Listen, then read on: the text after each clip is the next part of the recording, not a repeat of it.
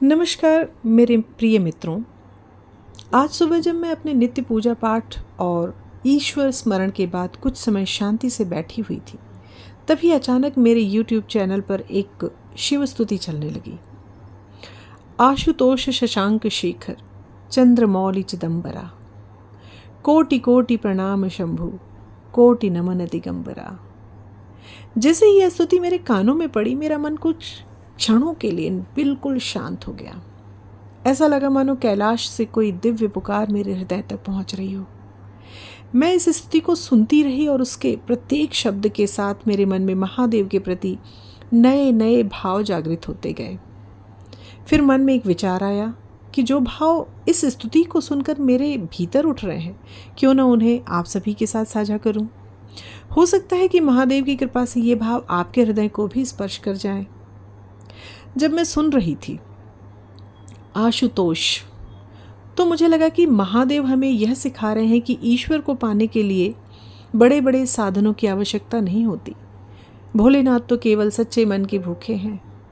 एक बेलपत्र, एक लोटा जल और निष्कपट श्रद्धा, बस इतना ही पर्याप्त है। शशांक शेखर चंद्रमौलि, इन शब्दों को सुनते ही ऐसा लगा मानो महादेव स्वयं कह रहे हों कि जीवन में चाहे कितनी भी उथल पुथल क्यों न हो, अपने मन की शीतलता और संतुलन को कभी मत खोना। जिस प्रकार वे अपने मस्तक पर चंद्रमा धारण किए हुए हैं, उसी प्रकार हमें भी अपने मन को शांत रखना चाहिए।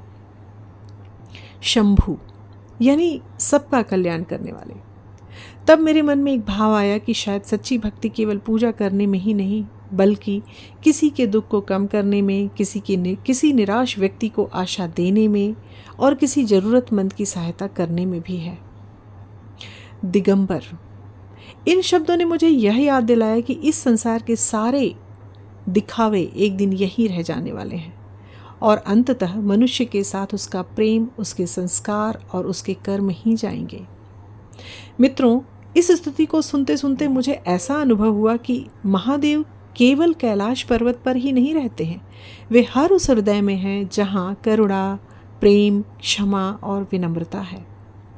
उस समय मेरे मन में एक बहुत सुंदर भाव आया कि शिव को ढूंढने के लिए शायद हमें बहुत दूर जाने की ज़रूरत नहीं है। जिस दिन हमारे भीतर अहंकार कम हो जाएगा, प्रेम अधिक हो जाएगा, उसी दिन शिव हमारे और निकट आ जाएंगे। इसलिए आज मैंने सोचा कि इस स्तुति से उत्पन्न अपने इन भावों को आप सभी के साथ साझा करूं। यदि इस संदेश का एक छोटा अंश भी आपके हृदय को स्पर्श करे, तो आज महादेव से कुछ और मत मांगिएगा, बल्कि कुछ मांगने की बजाय केवल इतना कहिए, हे भोलेनाथ, मुझे ऐसा मन दीजिए जो किसी का बुरा ना सोचे, ऐसी वाणी दीजिए जो किसी का दिल ना दुखाए, और ऐसा हृदय दीजिए जिसमें आपके प्रति प्रेम और समस्त जीवों के प्रति करुणा बनी रहे। यही शिव हैं, यही शिवत्व है और शायद यही जीवन की सबसे सुंदर साधना भी है। मिलते हैं अगले ब्लॉग में। तब तक के लिए अपना और अपने परिवार का ख्याल रखिएगा। हर हर महादेव।